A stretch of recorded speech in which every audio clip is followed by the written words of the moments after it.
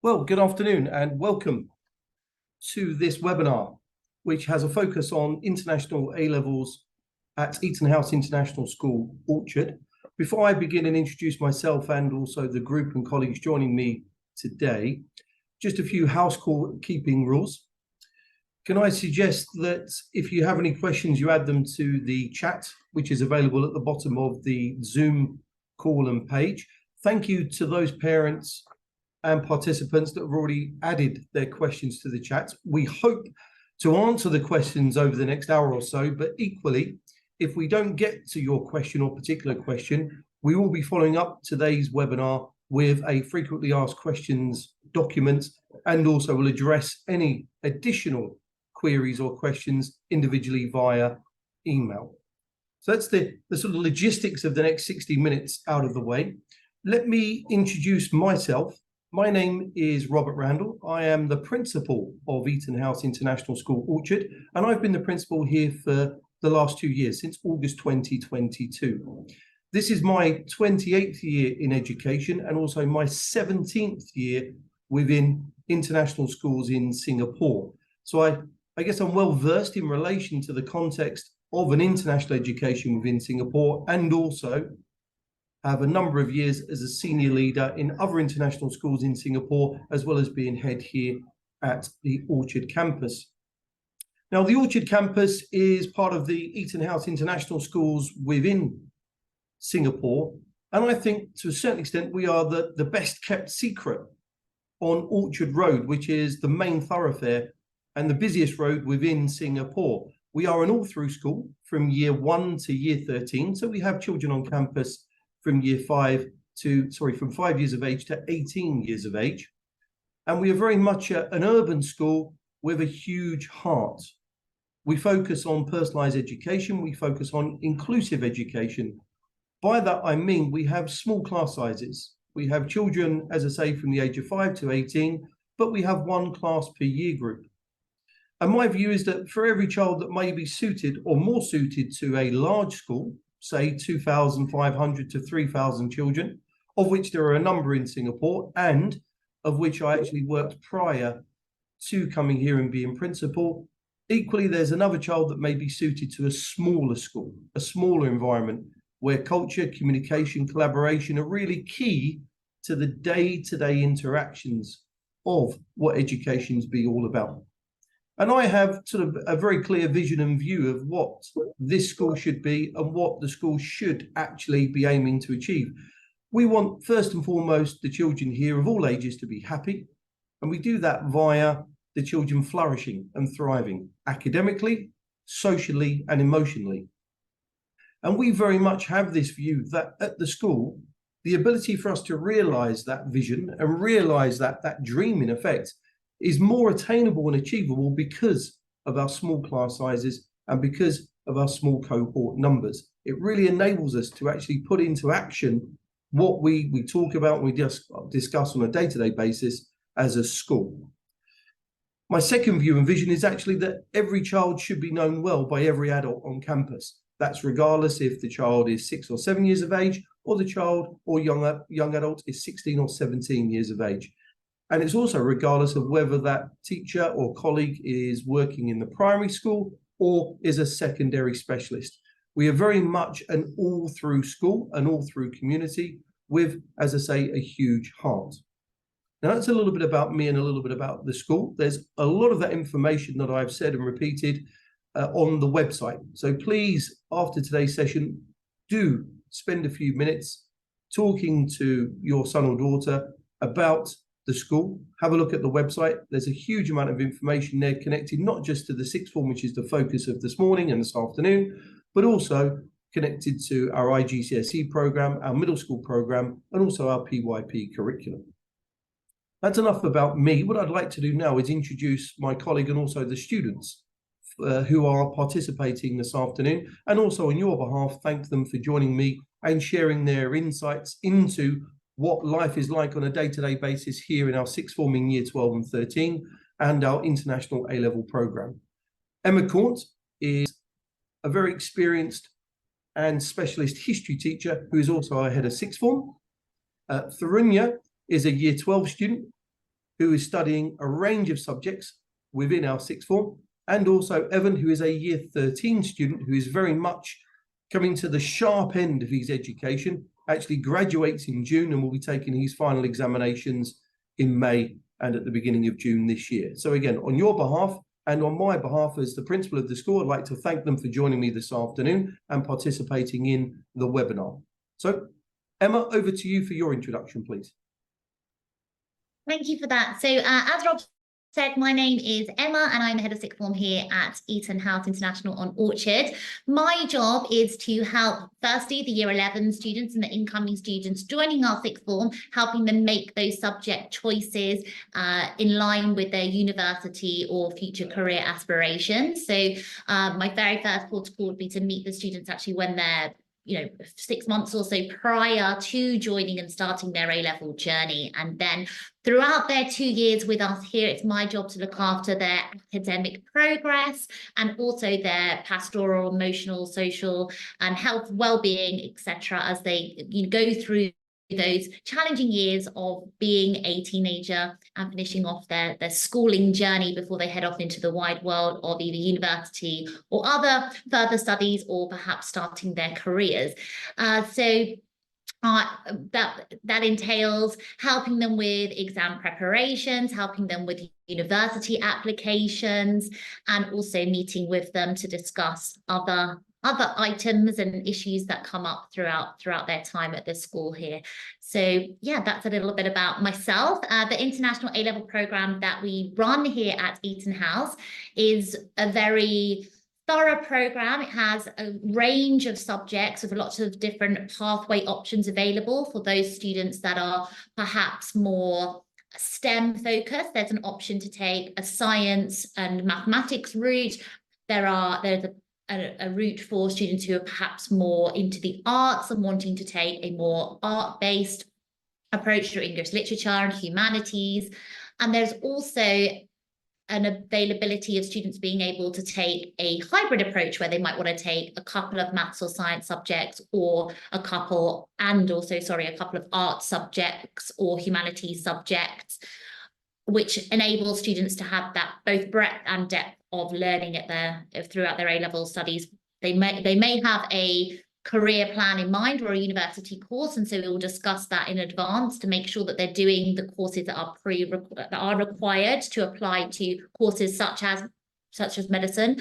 However, lots and lots of students will say they don't know what they want to do before they embark upon their A-levels, and so they might want to do something a little bit more well-rounded, perhaps. So we have lots and lots of conversations to ensure that the students feel that they're taking the subjects that they can thrive in, but also that are going to set them up for the future. And the A-level program works slightly differently in the international setting to what you may be familiar with it in terms of if you're aware of the system in the UK, or if you are coming from a system that has IB, in that it's modularly examined. And so the subjects taken and the content that is learned in year 12 is examined at the end of year 12, and that is called the AS level. And that is 50% of the overall A-level. And then in year 13, the other 50% of the content is delivered and examined, and then that's added on to what the students got at the end of year 12. This does mean that because there's a modular approach, there's less of this everything at the end, very high stakes examination process. And it also allows the students to have the opportunity to resit certain papers or modules if they didn't fare as well in one paper, for example, earlier on in year 12, and they might want to have another go at that in year 13. That's a possibility for the students. So this enables students to take, most students take 4 A-level exams, 4 A-level subjects, I should say, in year 12, and then either continue with the 4, or most drop down to just 3 subjects because university offers are made based upon 3 A-level subjects. And alongside the academic A-level studies in our sixth form, all of our students also participate in what we call the EtonCore. So this includes PE lessons, participating in the Duke of Edinburgh Award, having life skills lessons where they learn about life outside of the school in the wider world and how to adapt and moving on to university. And all of our students take the extended project qualification as well. And that gives the students an opportunity to research and either write a research paper or an essay, or to create a product or put on a performance of anything that they like. And this allows students to develop their passions, to develop their independence, to develop their research skills. And it can be something that is more specifically in line with a career choice. For example, if students want to go into law in the future, there isn't a law A-level offered, so they may do a project that investigates an aspect or compares aspects of the law, and then when they're applying to universities, it's something they can talk about that really demonstrates their interest in a subject that's not actually delivered in part of the school curriculum.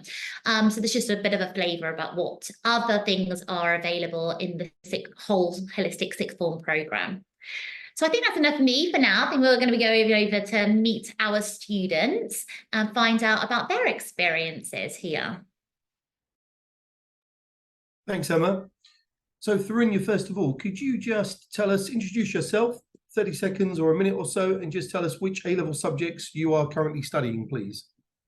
Hi, my name is Thurinya Ashish. I go to year 12. I'm in the first year of A-level, which means I do my AS level, which is 50% of my grade. The A-level subjects I'm choosing is biology, chemistry, maths, and geography. Okay. Thanks, Thurinya. And Evan, could you do the same, please? Just introduce yourself and what you are currently studying. Thank you. Hello, my name is Evan Wineckley. I am studying history, biology, and chemistry this year, and I'm finishing my exams this year. Okay, thanks, Evan. And Evan, could you just in addition to that, just tell us what your career aspirations are for September, October of this year in terms of university offers that you are currently holding, please? So I've applied this year to 5 universities in the UK, and I'm still waiting for a few responses, but I've applied for biochemistry. Thanks very much, Evan. Thank you. Well, let's crack off with the first question, if we may. So to Thurinya, first of all, please can you share your experience of how you selected your A-level subjects and choices, Thurinya, and were those decisions based upon your career aspirations? Well, we definitely had, for example, our IGCSE examinations. After those results, we had a meeting with Ms. Kant about our grades, and to reflect on that, our strengths and our weaknesses, to help on what we are going to choose, because we definitely don't want to pick on something which we're weak at to go later on for A-levels.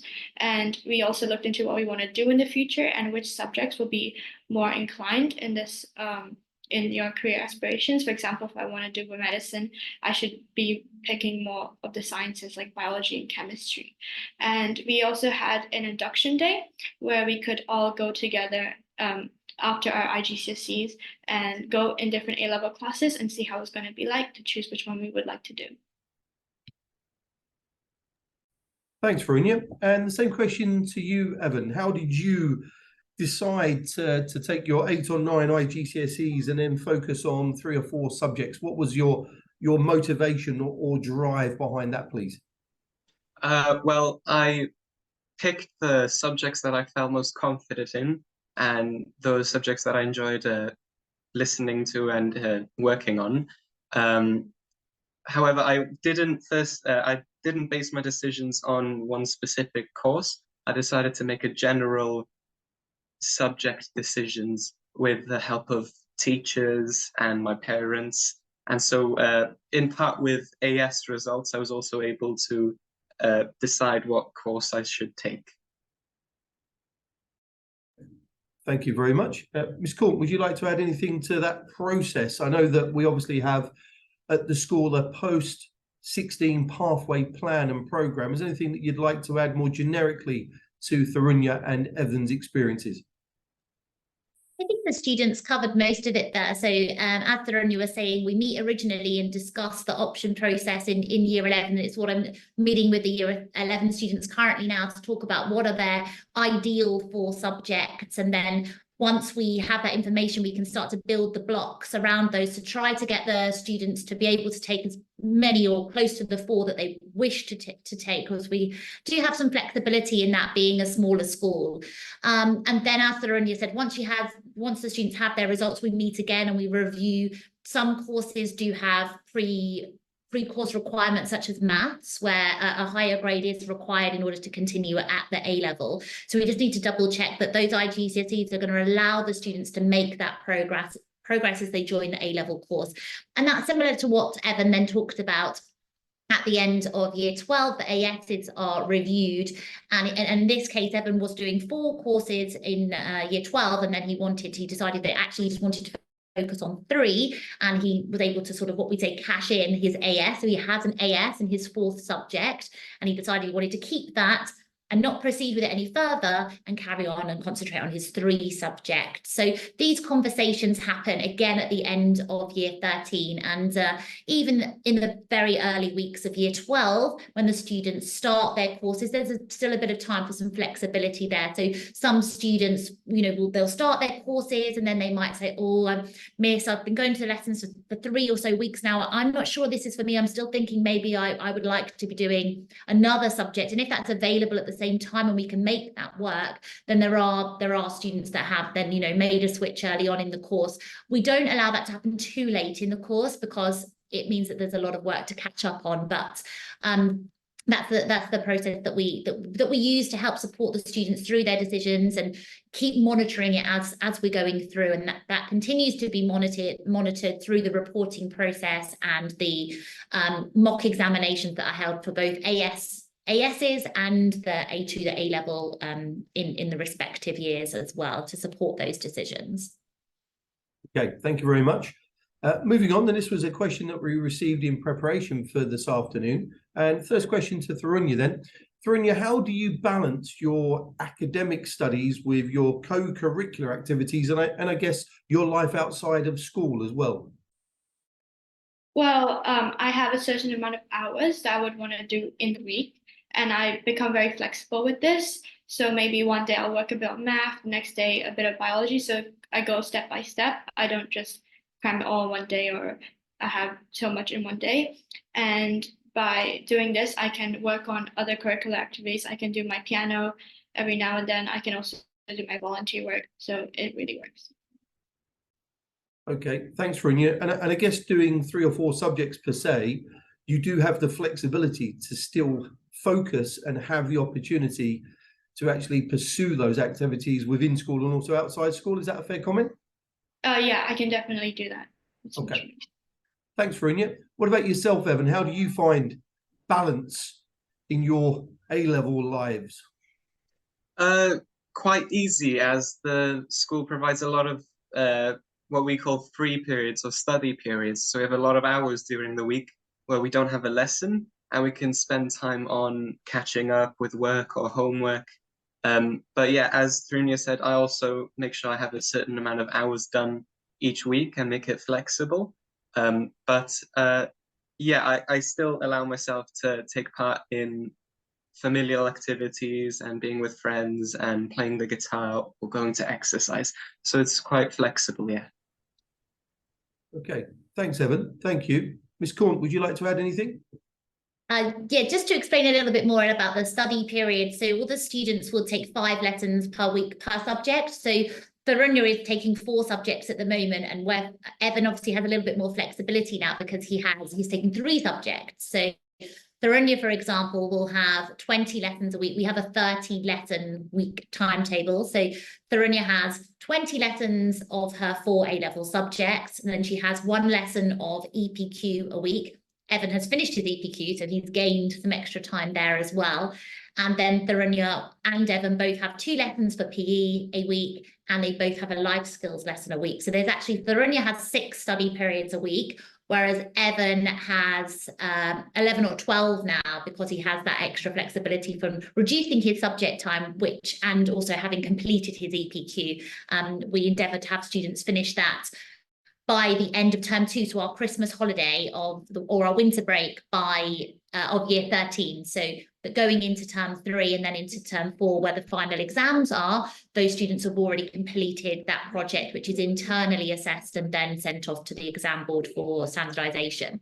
So that's what is how the study periods work within our school day. And then what we encourage students to do is to divide that time by their subjects so that they can, you know, balance their work in terms of that as well, and be involved in extracurricular activities.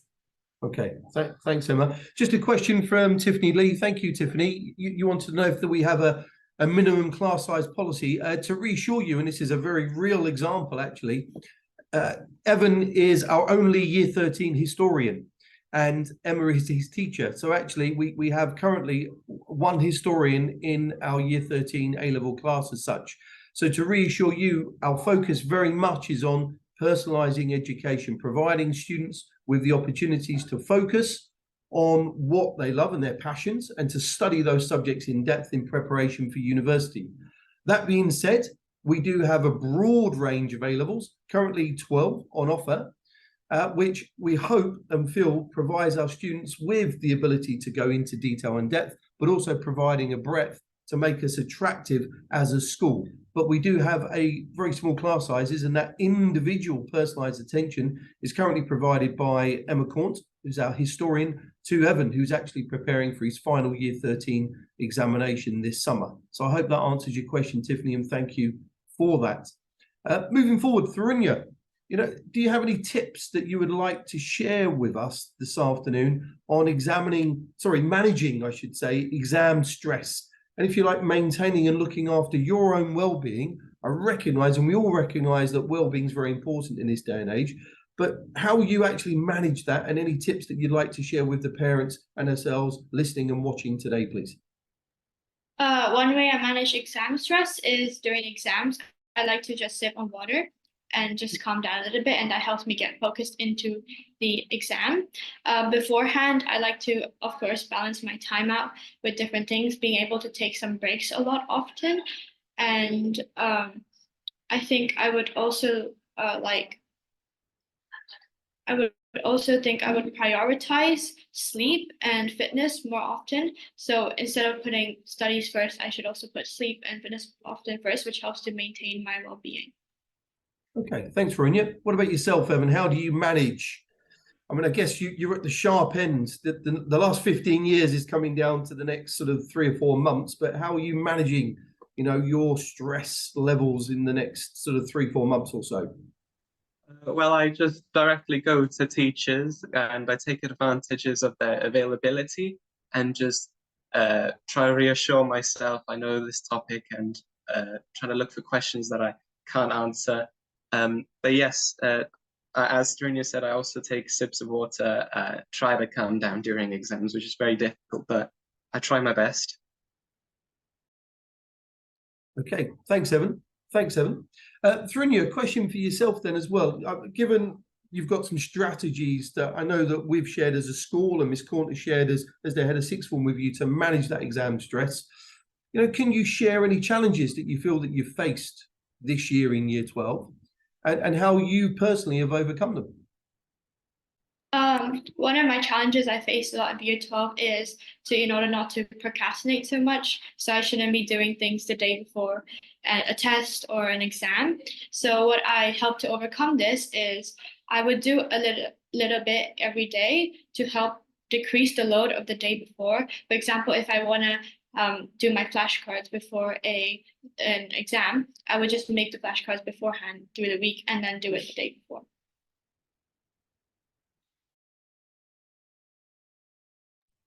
Thank you, Thurunya. What about yourself, Evan?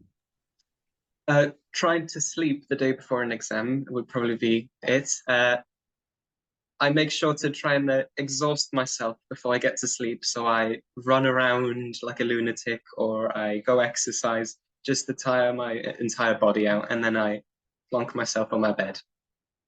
Okay, thanks, Evan. What about, I mean, as you come to the end of your 2-year international A-level course, any particular challenges that you'd be happy to share that you're very proud in many respects that you've overcome, and perhaps, as I say, some strategies other than tying yourself out that you've used to overcome them? Maybe picking university applications, I think, because it was pretty difficult to pick what university I'd want to apply to. But having the teachers around me supporting me and making sure I research myself and with them, it reassured me completely, and I overcame that challenge pretty quick. Okay, thanks, Evan. That's quite a nice segue into another question that we were asked in preparation for today. Was, how do international A-levels differ to British A-levels, to Singaporean A-levels, and the IBDP? And I'm very lucky in that I feel we offer the best of two worlds, actually, in that UK A-levels are very British English centric in terms of their context and case studies, and they are also examined terminally. So the students would study for 2 years and then take exams at the end of those 2 years, high stakes tests. The IBDP is very similar in that sense. The children study for 2 years and then they take those high stakes examinations, although there is some continuous assessment along the way at the end of those 2 years. International A-levels have rigor as well as a global context associated to them. As an economist, looking at the economics international A-level syllabus, the content is exactly the same from the UK A-level or the IBDP HL course, but the context is very much in an international setting. The second key advantage for me and for us is that, as Ms. Cornt has said, the students can actually take half of the course at the end of year 12. That can be banked and put to one side. That isn't then studied again. And then they can take the second half, the other 50% of the course in year 13, and then take those examinations at the end of year 13 and then combine the two. That combination then goes towards creating the final A-level grade. One of the other questions we often asked is the global university recognition of international A-levels. Now, we offer international A-levels through Cambridge and also EdXL Pearson. They are the only two examination boards to a certain extent that offer a range of international A-levels, and they are globally recognized across the world. This year, we're sending students to the UK, to Europe, to Australia, to Hong Kong. So we're sending those to the US, students to a range of countries where that global recognition of those examinations is widespread and widely known. Now, there's lots of information from both examination boards on their websites that we'll also make available as a follow-up to this call and webinar. Let's again go back to the students. I mean, they're the most important, I think, people on today's call. Funya, could you talk a little bit more, please, about the EtonCore and what skills you've developed through the school-based EtonCore program? So one important part of EtonCore is the Duke of Edinburgh Award, where you have to do hours on sports, skills, and volunteering. And this really helps a lot. This helps you upkeep your fitness, and this helps improve my skills such as music and piano. You can pick a hobby you can work on, and a volunteer work, which helps you to take on leadership roles or teamwork. And the Duke of Edinburgh Award, you also go out in different countries, and we do camp and explore the area. It's really fun where you can explore with everyone and your friends, and this also helps you to improve your teamwork as well. Okay, thanks, Funya. What about yourself, Evan? If you sort of talk more broadly about the EtonCore program, which obviously supports your A-level academia choices, why don't you talk a little bit about your experiences and what you've learned and the skills you've developed during the last 2 years? Well, the EtonCore program has let me do many things. One of the major things it's let me do is co-lead an enrichment program with Funya, in which we teach the primary students. We teach them difficult concepts and make it really, really simple for them to understand. And we also conduct really fun experiments. The other week we made ice cream after learning a bit about thermodynamics. And we've also played around with some acids and bases just now. Okay, thanks very much. Ms. Cornt, I know you lead and co-lead the EtonCore program to a certain extent. Is there anything you'd like to add? That the students have both discussed that there, but yeah, the opportunities to go out into the wider world through the Duke of Edinburgh Award. Evan went off to Chiang Mai on a sort of jungle exploration last year for his Silver Award, I think it was, Evan, is that right? Yeah. And Tharunya is going to do your Silver Award this year, aren't you? We're going somewhere else in Thailand this year to work with elephants. So we're going to a conservation area. So that's going to be really, really exciting as well. But I know that both of the students have also been off and camped. I think it was their Bronze Award on Pala Ubin. They've been kayaking. So they've developed their skills as well, and also confidence out, you know, outside in nature, in the environment. We live in a diverse environment here, so becoming used to the nature around us, which is quite exotic, as I'm sure you're all aware here in Singapore. So that's been a really good opportunity for the students as well, and to work together with the other students in different year groups as well. We are a very small school, so it's really given the students really good opportunities to work with different educational leaders when we're working with specialists on these courses, but also with the other year groups within the school. And of course, Evan might want to tell us a little bit more about this as well, but he's actually completed, as I said, his EPQ, which does constitute as a part of our EtonCore program as well. So maybe, Evan, would you like to tell everybody what you researched for your extended project qualification and why it was that you decided you'd like to research that topic area? So I looked at a topic looking at the ethics of Alzheimer's disease and the treatments for Alzheimer's disease, as I have many family members who've had this disease, and I'd like to do something about it in the future, maybe. It ties in together nicely with the course that I want to do, biochemistry, and it also counts as half an A-level. It counts as, I think, as the grade counts as half the UCAS points of an A-level. So yeah, it's a very enriching experience, and I was able to learn a lot about biochemistry and about the ethics behind it. Yeah.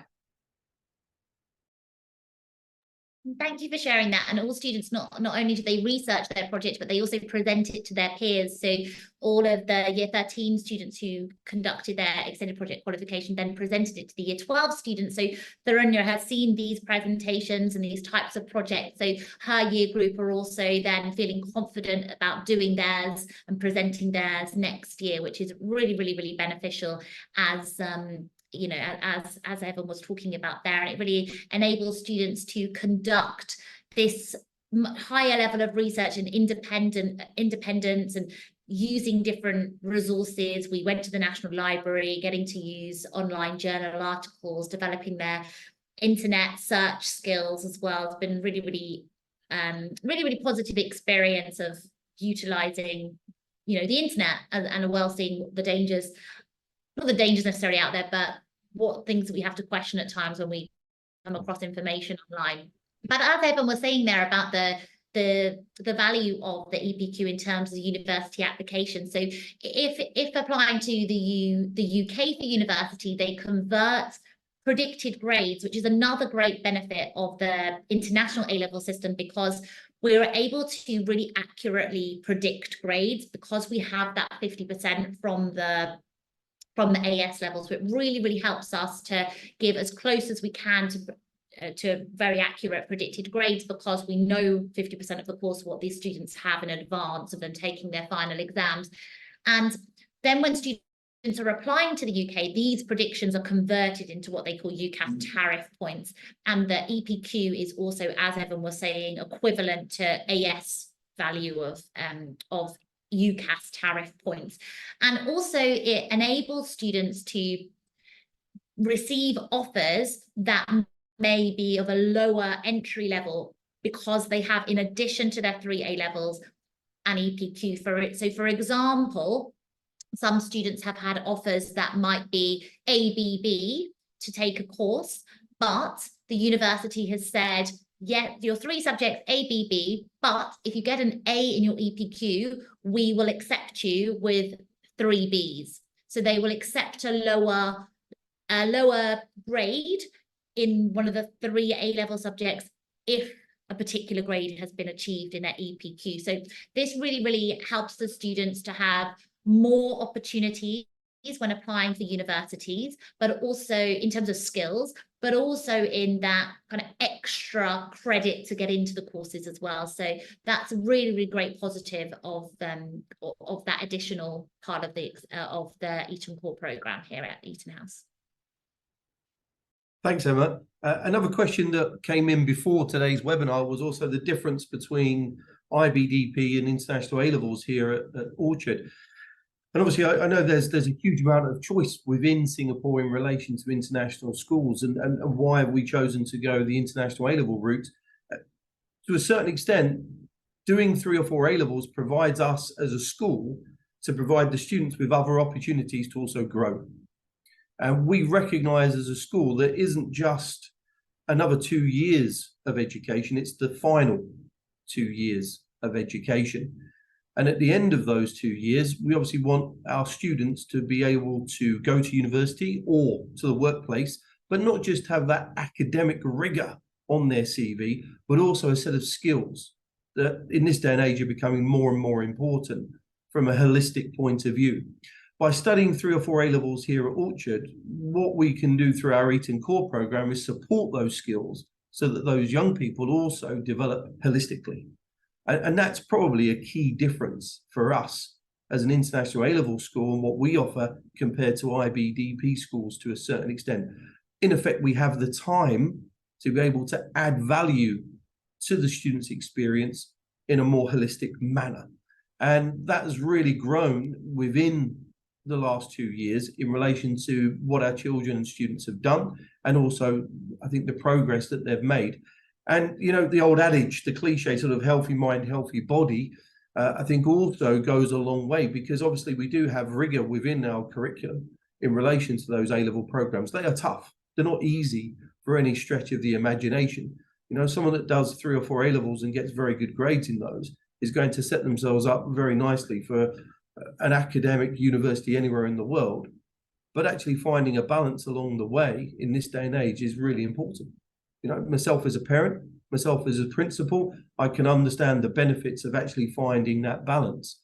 And again, we can do that within our context because we are a small school. Our current year 13 is relatively small. Our current year 12 is about 23, 24 students. And we're not looking to get to hundreds of students. We currently have 250 on roll on campus. Our maximum is probably in and around 280 to 285. Because we value those small school relationships and those small cohorts, we also feel that we can realize our vision in terms of education academically as well as holistically. Moving forward, so I hope that answers a question that came in before today's webinar in relation to the difference between the IBDP and International A-Levels here at Orchard. You know, and again, just to reiterate, we see this very much as world preparation, not just educational preparation. Moving forward, Evan, could you talk a little bit more, please, around the support that you've, particularly this year, that you've been given via our university guidance program? So all my classmates, we received consistent one-to-one meetings with our advisor, Miss Cornt, and we used websites like UniFrog, and we had a university fair in which we could help close in on where we'd like to apply to. We also had aid with making the personal statements, which we have to submit to these universities. And the teachers helped greatly with that, giving us a tutorial and a workshop on how to create a good personal statement. Okay, Ms. Corn, I know this is a loaded question and you lead the university guidance counselling programme, but is there anything else you'd like to add? Because obviously for Tharinya, she's beginning the process towards the end of year 12. Evan has gone through the process towards the end of year 13, but is there anything else that you'd like to add, please? I think that it's been touched upon earlier on, but even in the sort of initial conversations about what subjects, what are you perhaps wanting to do with your career, it's right at the beginning of our conversations of choosing our subject as well, so that I'm not hit as the university guidance counsellor at the beginning of year 13 when the applications start to be submitted, early decision and early apps for both UK and the US go off in October. So students aren't coming to me in October, well, September time saying, Miss, I want to apply for medicine, but I didn't know that I needed to take biology and chemistry. So it's really important that we've had those conversations earlier on in the process. But even from the beginning of year 12, year 12 and the year 13 students went to the Lion City University Fair. So they went and met university representatives from hundreds of universities around the world, which was a really, really great opportunity for the students to see where they can study, what different courses, what different types of campuses are available, and also the different fee statuses and different opportunities that you get from being a student in different countries. So, for example, in some countries, a student visa, such as in Australia and in Canada, will enable you to stay for 2 or 3 years post-graduation and to be able to work afterwards and perhaps, you know, settle in these countries.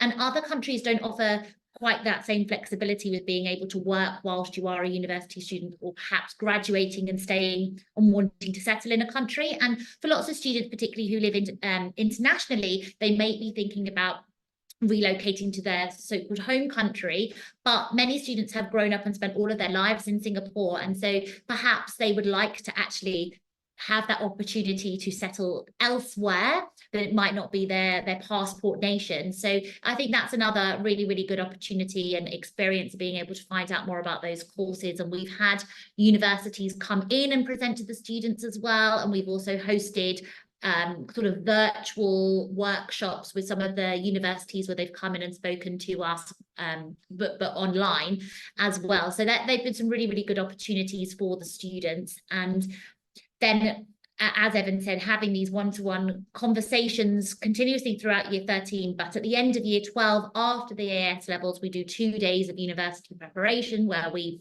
run the personal statement writing workshops. We sign up to UniFrog. We start to investigate, perhaps exploring different courses. They've got lots of functions on these different softwares where you can do careers quizzes. We found out about our different personality frogs they had on UniFrog, and it aligns perhaps what types of courses or what types of jobs might be something suitable to our interests and our skills, and you know, lots of different things like that. And then we also look at, okay, so perhaps I'm interested in taking this subject and maybe I would like to study in Canada. This looks lovely. What grades are required? Is that going to match my early predicted grades that my student that my teachers have given me before the summer of year 12? So you can then go as a family perhaps to visit some universities. So I know, for example, that Evan and his family last summer, you visited universities when you were back in the UK, didn't you, Evan? Yes, just Cardiff. Just Cardiff, which Evan didn't want to go to in the end. So, but yeah, so by having this sort of access to information early, it enables families to prepare, for students to really be thinking about where it is that they want to go and understanding when the deadlines are for different things. As I said, early applications for the UK and the US are in October, but the main bulk of and sort of the final deadline in the UK is the end of January. US, it's slightly different. The colleges use different systems. Some use Common App, some have SATs. Evan took an admissions test for medicine originally, so we have to know when these different tests are and what's required for these different courses. So having a lot of conversations about these different things and just managing lots of different application deadlines is a very important for the students to know themselves, and also for us to help support them so that they're not coming to us the night before and saying, oh my gosh, the deadline is tomorrow and I didn't realize that I need to upload a transcript and I needed to write the supporting essay. So we want the students to feel confident and empowered early on so that they don't end up in a situation where everything's at the last minute, and they can do, as Laranya said, some good tips, like a little bit of research over time and building upon that rather than everything being the panic at the end. So yeah, I think that's sort of the general overview of all the university things that happen ongoing throughout the year.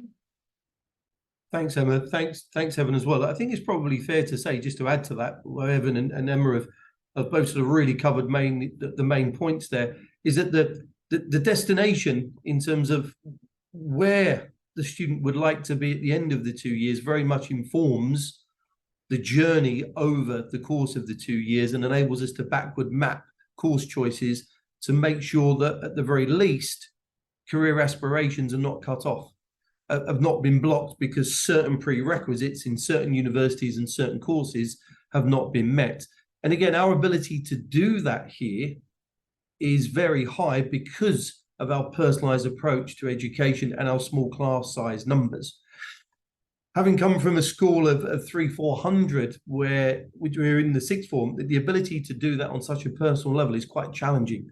But when we're looking at cohorts of 20 to 25, the ability for us to support the child and the student, to monitor that progress and also ensure that, if you like, no one slips through the net, again, is very, very high.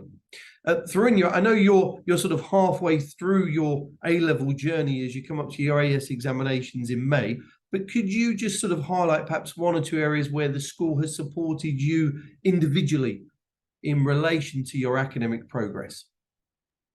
Well, we have been doing personal intervention reflections, where after our mock exams, we write reflections on how we did and we pinpoint on what our weaknesses are and what we should focus on for the upcoming exams. We also have intervention sessions after school.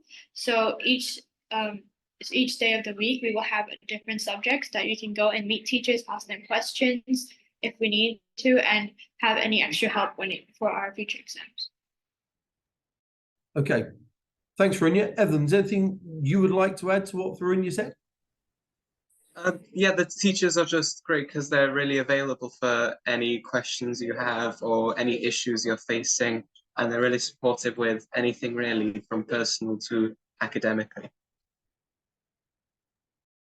Thanks very much, Evan. Yeah, I think, again, I'm often asked, what's a key unique selling point of the school? And for me, what does that small size, what does that boutique context look like?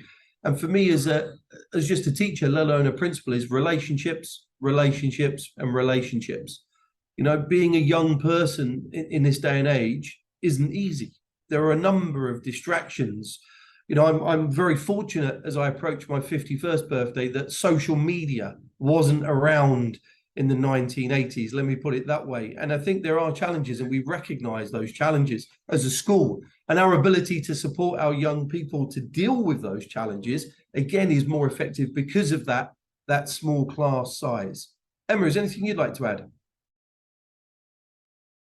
They've covered it there with the intervention sessions, our personalised intervention plans. So not only do the students reflect, but those reflections from the feedback from their mock examinations and those steps to moving forward, which have been discussed in class and have been reflected on by the students, are then actually written onto a personalised intervention programme, and we send those home to parents. So the parents will get 3 dates of updates, so we can actually have small steps towards making these to make those perhaps improvements that the students would like to work on over the coming weeks before their exam leave and before their exam. So it's not just one, okay, you need to focus on your analysis, or you need to focus on your quadratic equations, or you need to focus on your use of grammar, for example. It's very much broken down, and we'll say, these are our targets for 2 weeks.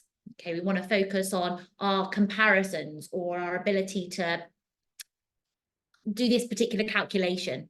And then we review that after 2 weeks, and another update and another mini target is sent home. And these aren't things, extra things for the students to do. These are things that the students have themselves identified that they want to work on, that their teachers have identified as an area of development for them, but we're just making sure that that's triangulated so that the student knows, the teacher knows what area the students are working on, and the parents as well, and that it's being monitored throughout, so that it's not all at the end. And you hopefully, if you end up having students here with us at EtonHouse Orchard, that they don't sit there on that exam leave, they come to their study leave, and then they're revising perhaps at your kitchen table, and they say to you, you're saying, well, what are you doing today? What revision have you got? And they say, I don't know what I have to do, because you you will know and you will feel informed as well as parents. And we know that from spending all day with teenagers, and Mr. Randall nearly has a teenager. He knows how challenging they can be, in particular at home, where they don't want to answer your questions and they all want to tell you what they're doing. And particularly as they get older, they want to have this independence, but they also do need support from teachers and from parents right up until, you know, the end of their exams and they go off to university. So yes, it's more independent, but the parents, we do still need parental involvement, and so do the students, your sons and daughters. So by having this information where you can say, oh, you need to be working on this particular area, it really helps the parents to support the students as well. Thanks, Emma. Yeah, a phrase that I've used in the past, I think, to share with parents listening and watching is that sort of sense of wraparound care. We very much feel that, you know, our job as a school doesn't stop at 3:45 when the children go home. Our job is to ensure that you as parents feel reassured that your sons and daughters are prepared for that evening, that term, those 2 years, those exams, and that communication between the school and also home is regular, consistent, and constant, so that you feel, again, reassured that your son or daughter is making progress. There are open channels and transparent channels of communication where you can touch base with teachers, you can contact form tutors, you could contact the likes of Emma, who leads year 12 and 13, to ensure that you are also fully aware of that progress and what needs to be done to help your son or daughter move to the next step or reach their target grades or their aspirational grades for life beyond school. Because in effect, there isn't a grade 13, there isn't a year 14. School does come to an end at some point in time. And we take that responsibility as a school and the last 2 years of school very, very seriously, and engage parents on a regular basis through reporting, through parent-teacher student conferences, but equally through productive, regular and consistent communication.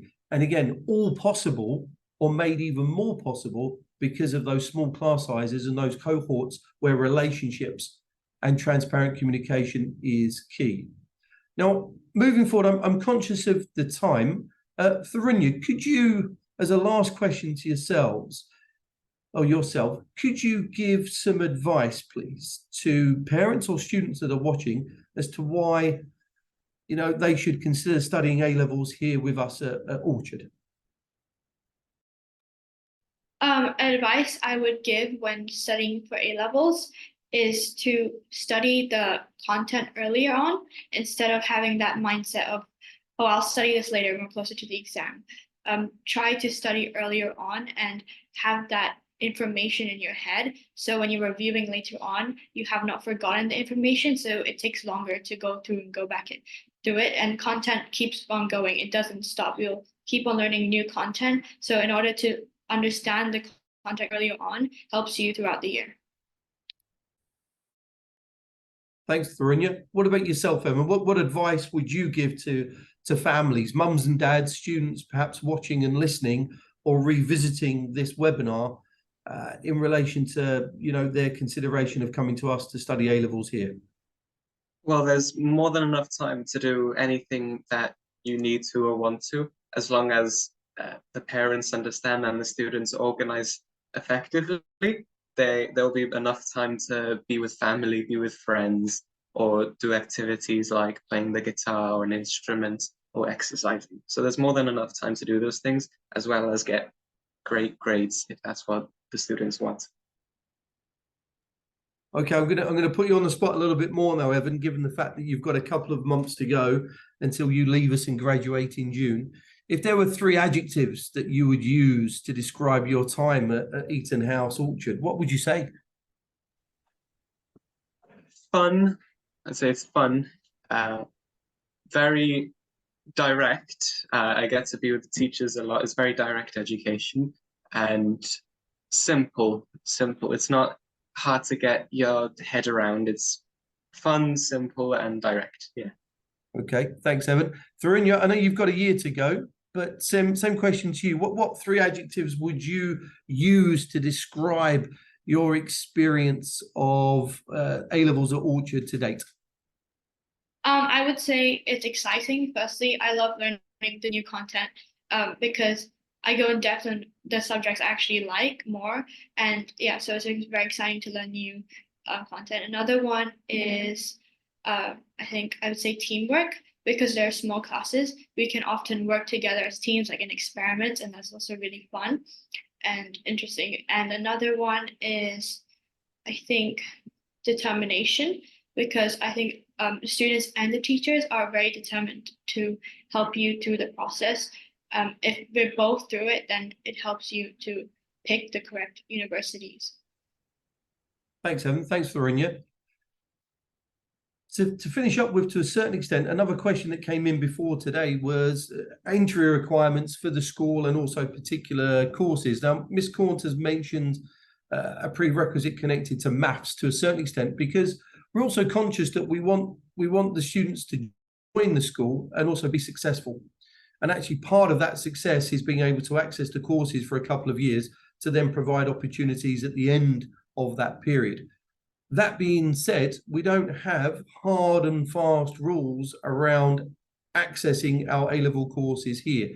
Every single application is dealt with on its merits and individually. Miss Cornt will review that application in the first instance. She will then give a recommendation, meet with that student. So it isn't done blindly. There's a very tangible connection to that application and that student. And then that recommendation will come to me, and we will then also have a discussion and a follow-up conversation with parents and the students. Invariably, given the decision, and we recognize it's an important decision in relation to coming to spend 2 years here, the final 2 years of education here. If you're in Singapore, we would also encourage and urge you to come into the school for a meeting, spend a day, potentially. We have had students do that in the past, and just get used to the feel of a very urban school, which is growing, which is developing, and which has got high aspirations of its students and expectations. And actually, feeling at home and feeling, familiar with your surroundings also supports from a learning environment and also an academic progress point of view, adds to a greater chance of success moving forward. Because we obviously, as I said right at the beginning, we want your sons and daughters to be happy. If they're happy, they'll make academic progress. And that's very much a sort of a day-to-day experience for us. So we're very open and happy to host parents and also students for potential days or 2 days to come in and visit our classrooms, talk to other students who are studying those courses, and also get a feel for the place. We recognize that that's really important. Tough decisions. As I say, I've been in Singapore 17 years. There's a lot of choice in Singapore. And we're a very unique school within a unique context to a certain extent. And I think you can only really make that decision if you come and visit us for a day or so, or come and have a conversation with me or Emma as the head of sixth form.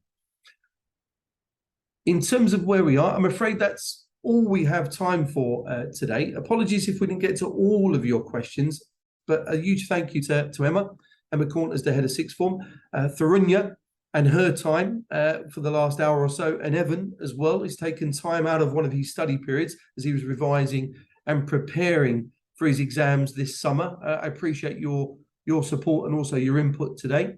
Thank you to all of the viewers, parents, mums, dads, students as well, for joining us who are considering coming to Orchard. It's been an absolute fantastic hour for myself and also for the panel. We'll send a recording by email to all of you so you can review it and actually also share it with, if your son or daughter hasn't joined us today, you can actually share it with them this evening if they're at school during the day. And again, I would just say, please feel free to come and visit us. I'd also add my email and Emma's email to the information that we'll send out. So if you'd like to pop into school and have a conversation with me around our options, our choices, our processes, then you're very welcome. We're very open, we're very transparent, we're very welcoming as a community as well. We have lots of information in our parenting section on our website as well. parenting.etonhouse.edu.sg. If you want to access our ebooks, guides, podcasts, there's lots of information there. But thank you for joining us today. Take care, stay safe, and I hope to have the opportunity moving forward of meeting you in person or your sons and daughters. And in addition to that, welcoming you to potentially our Year 12 in August 2024. So thank you very much and take care. Bye-bye now.